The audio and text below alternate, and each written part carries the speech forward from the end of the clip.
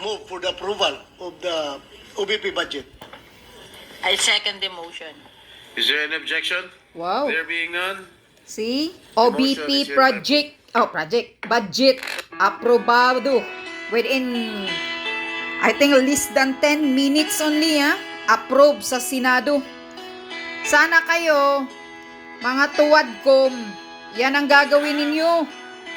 Kasi ganyan ang nasa batas. Basta presidente and vice president na mga budget, wala nang mga kuskus tanong-tanong. Oh, less than 10 minutes approve ang vice of the president budget sa Senado. See? All friends with Sara Duterte. You know na, alam na this. See, pati si Binay, ang laki ng ngiti ni Nancy Binay.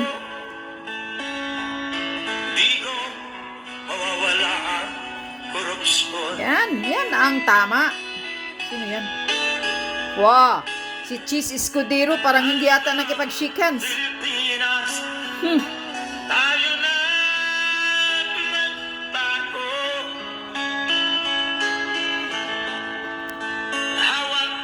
Kamay tayo para sa pagsenso. Nag-amin man si Jinggoy. Ba't ka nag-amin, Jinggoy? Oh, si Mark Villar. Yan sila ang nag-approve ng Vice President budget for 2025. Yan si Mami Cynthia Villar. Mami ni Mark. Abay, Jinggoy, nag-amin-amin ka kay Sara Duterte. Ano ba ho? motion is assumed. Majority Leader. I move that we consider the budget of the Office of the Vice President and recognize the sponsor, Senator Grace Poe, for her opening statement, and to likewise deliver a belated manifestation concerning the budget of the Office of the President. Wow. And later to interpolate Senator Bongo. I so move, Mr. President. Senator Grace Poe is hereby recognized. Thank you, Mr. President. I would just like to insert into the records the budget for the Office of the President earlier, and also our message of welcome to the delegates that were here earlier. And now I would like to welcome also the Office of the Vice President, headed by the Vice President herself, Honorable Vice President Sara Duterte. It is my duty to present the body's consideration the budget of the Office of the Vice President. With that, I'm ready to begin with any manifestation or questions. Thank you. That Senator Ronald De La Rosa is seeking the floor. I move that he be recognized. Senator De La Rosa is recognized. Thank you, Mr. President, Majority Leader. Mr. President, before I would make a motion, I would like to make this manifestation that in the proper time, in the period of interpellation, if it is okay with the good sponsor, that I'm going to introduce some amendments to the OBP budget. If it's okay with the good sponsor. Yes, the proposal is welcome. Then it will depend on the body for the approval. You Thank see, you, Mr. President. the budget Sponsor, is welcome. With that, And budget proposal. I hereby move for the approval of the OBP budget. Before that, I think Senator Bongo Meron ka mo. wants to take the floor. I would like to take back my motion, Mr. President. Withdraw. Okay, Senator Bongo. I would like to withdraw my Senator, motion. Senator To give way for the manifestation of Senator Bongo.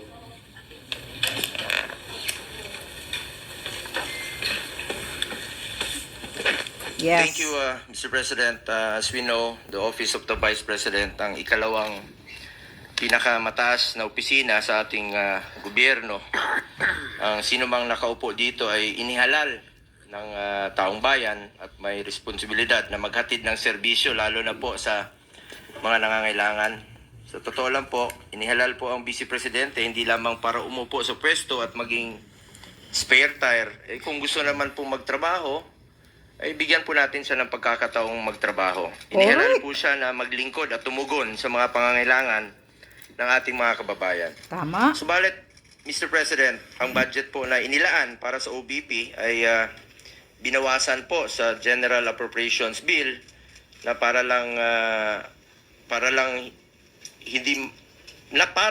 bang hindi mahalaga ang kanilang mandato.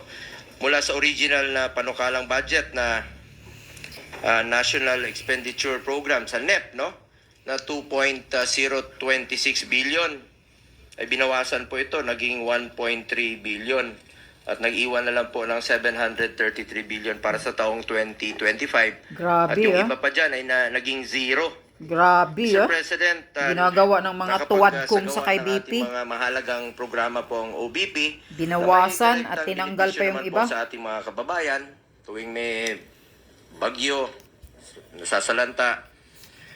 Tumutugon naman po ang Office of the Vice President. Mayroong mga inisyatibang OBP tulad ng Magnegosyo Taday na nagbibigay po ng grants at training para sa kabuhayan ng mga maliliit na negosyante at kababaihan at ang Educational, Medical and Burial Assistance Program na naglalaan po ng tulong pinansyal para sa mga kababayan nating nangangailangan. Sa panahon po naman ng kalamidad, nandiyan dyan po ang Disaster Response Program ng OBP na nagbibigay po ng agarang tulong, relief packs at iba pang suporta sa apektadong lugar. Kung tayo nga na sa legislative ay tumutulong tayo, hindi natin nililimitahan ang sarili natin bilang mambabatas lamang, ang trabaho naman natin, representation, constituency at legislation, lalo na po ang Office of the Vice President na executive yung function nila. Sana po bigyan natin ng pagkakataon na makapagtrabaho naman po ang Office of the Vice President. Ngunit ang mga nabanggit ko pong mahalagang programa ng OBP ay maapektuhan dahil bahagi rin po dito na tinanggal sa budget ng OBP sa ilalim ng General Appropriations Bill. Mr. President, public offices in general are meant to serve the Filipino people, lalo na kung lumalapit sila diretso ang kanilang opisina sa ating mga kababayan. Basic mandate po ang tumulong, lalo na po sa nangangailangan ng social services. Mr. President, ang pagbawas po sa budget ng OBP ay direktang makakaapekto sa kakayahan ng OBP na makapaghatid po ng serbisyong naglilingkod sa tao mula sa Luzon, Visayas at Mindanao para nating tinanggalan ng kapasidad ng isang ahensya or in this case, isang halal na pinuno ng bansa na magserbisyo po. Kaya po nananawagan po sana ako sa mga kasamahan natin dito na sana po'y madagdagan, no? O maibalik ang pondo po na naaprubahan sa NEP for 2025 para naman po makapagtrabaho ng maayos ang ating Vice Presidente na parte po ng executive branch of the government. Para naman meron tayong working Vice President at hindi lang po Spare tire. Gusto naman po magtrabaho Tama. ng ating Vice Presidente. Huwag ho nating pilayan ang gustong magtrabaho. Sa totoo lang po, ang daming opisina na mas malaki pa ang budget kaysa OBP. Pero ganon. underperforming. Yeah, Ang iba tama. nga dyan, natutulog yung pondo.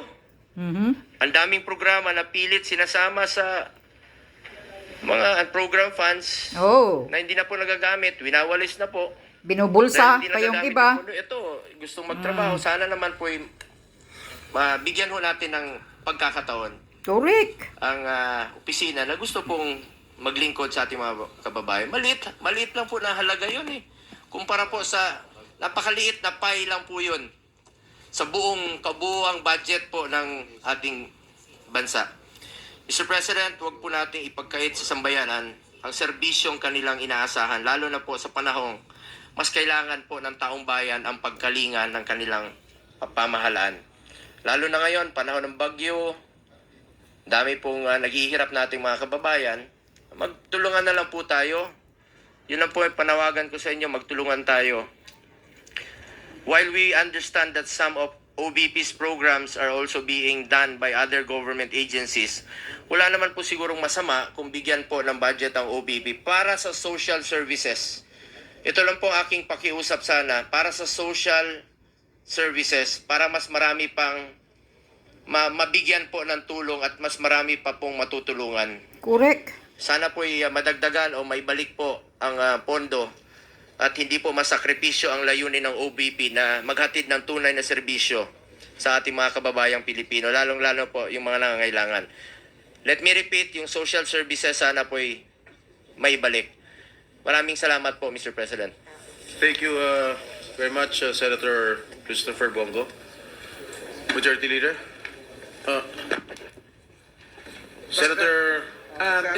Before we recognize Senator Bato, I would like to convey also that the manifestations of Senator Bongo is noted, and at the proper time, Senator Bongo is free to introduce the amendments he would like to include for the office of the Vice President's budget. Yes. Yan. Yes, what is the pleasure of Ang bait-bait ni Senator Senator Grace Mr. po. President, I would like to move for the approval of the OBP yes. budget. I second the motion. Is there an objection? Oh, si Cynthia Villar pala yung nag-second the motion. There being none, the motion is hereby approved. Oh, the motion is hereby approved. Session is suspended for a minute. Yes, yan. Oh, you see? It's just 10 minutes. Approve ang budget proposal ng Vice President. Oh. Mga tuwadkom sa Congress, sa House of Representatives, sana ito ang sundin ninyo, mga senador. At least mga professional silang mag-deliver ng budget sa Vice President. Nire-respeto nila kung ano ang batas para sa Vice President. Di katulad ninyo, mga tuwadkom, gigil na gigil kayo. Inggit na inggit kayo. Siguro sinasadya ninyong pilayan si Sara Duterte sa budget niya para hindi siya makilala ng tao. Kasi kayo inggit kayo sa kanya dahil ang mga tao, karamihan na, lalo na yung mga mahihirap, direktang pumunta kay Vice President Sara Duterte, humihingi ng tulong. At halos lahat binibigyan ni Sara Duterte. Kaya yun siguro ang ayaw ng mga congressman dahil mahal na mahal si Sara Duterte ng mga mahihirap, ng mga ordinaryong Pilipino. Yun, no.